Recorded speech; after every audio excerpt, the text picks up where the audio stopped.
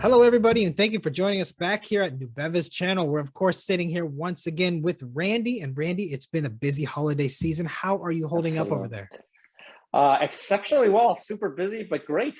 Besides the busy business at the end of this year, obviously we've got a lot of exciting things. One great news personally is my oldest daughter came back from college. She had her first year in Cornell, and so right after the pandemic, it was kind of, we were kind of worried about that. So she came back, she's healthy. I got my little Cornell dad sweatshirt, so pretty proud about that. So Wonderful. Ecstatic about it. Yeah, glad to see those personal milestones being hit. It is a very cute quarter zip there. We're glad to see that on you. And everyone, I hope everybody's getting some family time during this time of the year. But here, while we're sitting here, Randy, you guys have had a very exciting 2021. Yes, and let's start somewhere near closer to the beginning and tell me about some of the milestones you guys made with TLS to start. Sure, absolutely. I think it was slow but steady progress. I think we announced a few multi-million-dollar deals. I think we learned that the OEM business takes 9 to 12 months to get a contract with people. At this point, that the TLS decryption sales side and the key extraction side of things, we are now well over 100,000 instances of our core key extraction technology, and that's only on the inline case. The passive case, obviously, when somebody's monitoring the entire network, et cetera, it's hard to know exactly how many tens of thousands of different systems are actually monitored. But installed, our sensors are now installed in well over 100,000 instances with more than 30,000 server instances on the Linux and Windows side. So that's really, really exciting. The product matured. I think we got a few more deals. We were named in the top 50 in the TSXV exchange. So that was also very exciting. Thank you for all the support from the investors. And so obviously from a business standpoint, when we started the year, I think that went well, that went organic, and that grew well. So we're pretty excited and proud about that, actually. Yeah, you guys definitely made some good traction there. And then something happened where you guys realized the opportunity that was ransomware. So can you walk people through that part of the business? Obviously, that was a big shift, and it was a strong vision. Can you just give people a little bit of highlights on that? Absolutely. I mean, I think I told the story in one of our videos already. We were talking to one of our TLS OEM partners, and they suddenly one day came back and said, hey, this thing where you get the keys for encryption, that's pretty cool. Why don't you get it for SMB, which is a file sharing protocol? And as we were sharing that with them, they came back and they said, wait a minute. And we said, why do you need that? What is that for? Why would you need to actually go see into your file shares? What is it that people are storing that you're actually trying to see? And they say, oh, we're trying to protect ransomware. And at the time, clueless me, I go in, well, ransomware is it's only attacking the people who don't do backups, right? So we got to learn more from the OEMs, and we understood, oh, no. The ransomwares go in and remove your backups, your shadow copies and your snapshots and everything else, whether you're snapshotting locally or to the cloud, it doesn't matter. They turn all that off. And that's when we went ding, and we realized, wait a minute, why would we get you the keys for the SMB? Let's just get you the keys for the ransomware, right? And so at the time it was a tough decision to make. This is something that I made that decision. We got unanimous support from management and the board, which is, I cannot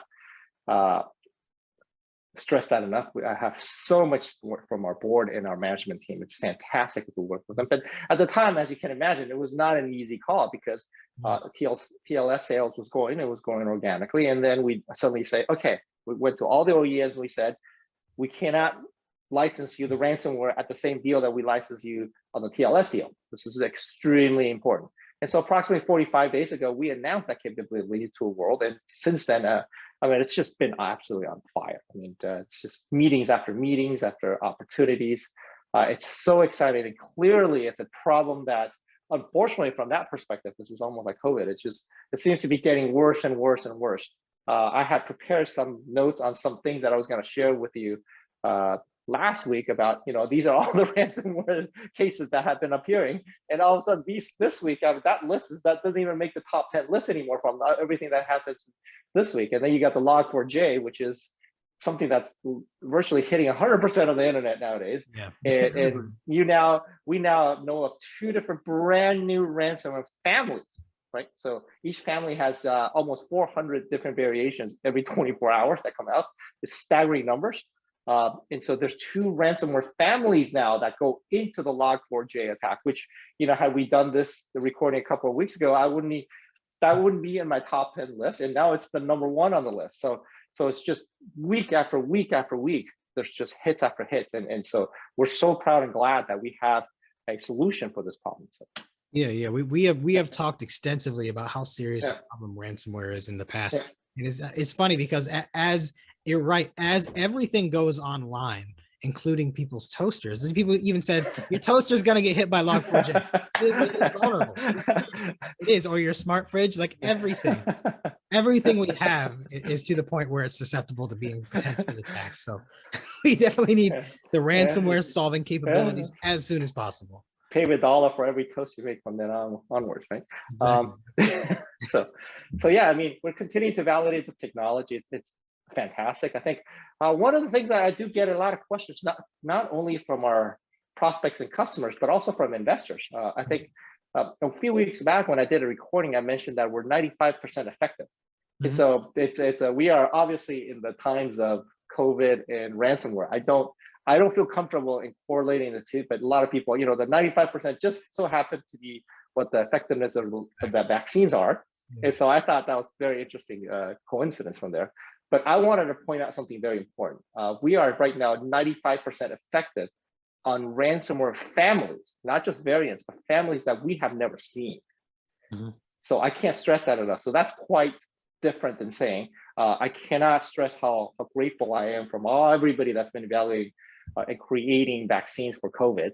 But this is different, right? The vaccines typically are for their certain effectiveness to things that the scientists had seen before.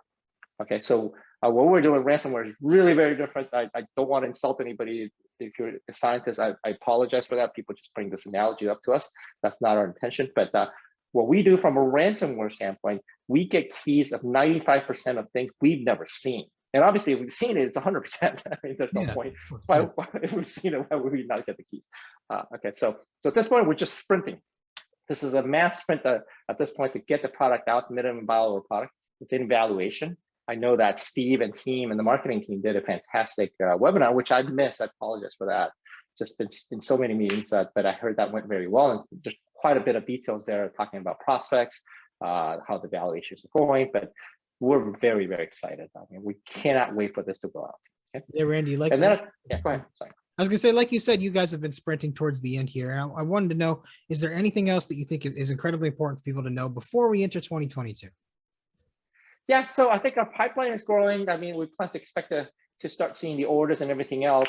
From a personnel standpoint, we raised money and we started spending it to bring more value to the company. So I'm extremely excited to have Ryan Coate, our ex-CIO of the U.S. Department of Transportation, to help advise us on federal sales. And we brought in the cybersecurity sales leaders and executives that have a lot of reach, not only into the federal market, but also to executives and OEMs and end users and insurances and other verticals. That I'm extremely excited about that. Wonderful, wonderful. So yeah, guys, 2021 was a very fun year. Lots going on. That big change happened, which is really exciting, Randy. And like you said, not an easy decision to make, but it has opened up so many doors for you guys. And we hope everybody here watching follows us into the new year to keep up with the Nubeva story. So Randy, last chance, any closing words before we go? Absolutely. There was one other thing that applied specific to me that I wanted to address. A lot of investors were asking why I was selling my shares, and I'm glad I sold a tranche, I want to say about a month or two ago when the stock was about 80 cents. I think today we are close to about 119 today. So I'm happy to say that I sold some shares, and I always like to see the share price go up after I sell. That's nothing that I can control, but that's how I wish. And people ask me, if you're so confident in the company, why are you selling? And so this explanation is actually fairly simple. When a company, we're obviously a US headquartered company listed on the Toronto Stock Exchange, and we're very proud about that. But the reality is we're also based not only in the United States, but in California. And so the way the tax rules work is when we actually list in Canada, the federal tax rules allow us to essentially list in the TSXV with no tax consequences. So unrealized gains have no tax consequences, but there's no such benefit when it comes to California tax law. And I wish the TSX actually posted this, because routinely, almost every month, I get entrepreneurs reaching out to me asking me, hey, what are you gonna do with the California taxes? And my simple answer is one sentence: you got to pay it, right? What are you gonna do with the California tax? Yeah. Death and taxes, you pay it, right? So every year, every 3 years, I do need to sell that to actually cover the unrealized tax gains. And obviously, statement of obvious, if I sell it to actually pay my California taxes, I then have a gain for the federal taxes. And so that math is actually very complicated. We'll get more complicated next year if the capital gain taxes change at the federal level for next year. But to address that, I'm absolutely confident in the company. I then took some money and invested it back into the company. I did a PP myself and bought shares from the company. But the reason we sell, or I sell, for those of us based in California, is very, very simple. Our shares have an unrealized gain that we are taxed at the state level, and that's just the way it is. Okay. Randy, leave it to California to have some complex tax problems going on. But yeah, fair enough. Thank you for the explanation. That was something we had heard a couple questions on, so hopefully that clears it up for you guys. And if you guys have any other questions about anything, of course, don't be afraid to send them over. But for now, like I said, I hope you all have a happy holiday season. Stay safe, stay warm, get some good family time and some R&R. We'll see all of you guys bright and bushy-tailed in 2022. Randy, it's been a pleasure talking to you. My pleasure. Happy holidays.